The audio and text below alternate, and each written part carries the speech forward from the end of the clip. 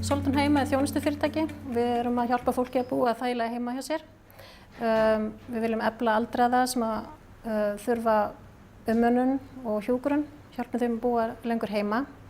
Og það sem við erum, kannski sérstæða okkar, það er þessi heilsuefling og endurhæfing. Og við erum mjög hrifin af velferðartækni og við erum til dæmis að nota velferðartækni sem heitir DigiRehab, sem er dönsk velferðartækni. Það er æfingaprógram sem við erum að nota og höfum fengið frá Danmörku. Það er nokkur sveitarfélög í Danmörku að nota þessa velferðartækni. DigiRehab er æfingakerfi sem er raun og veru notað á spjaldtölvu.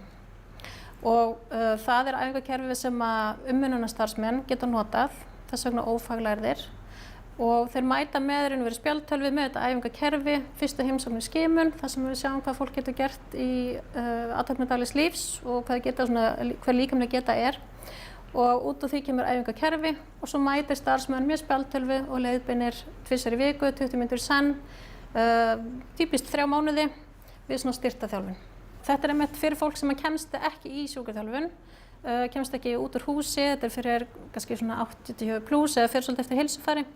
En þetta kerfi er þannig að árangurinn því í Danmörku er svona típist að það er hægt að draga úr heimaþjónustu svona klukkustund á viku eftir 3 mánuði. Tilgangur með því í Danmörku var að reyna að draga úr eftirspurn eftir heimaþjónustu með því að gera fólk sterkara.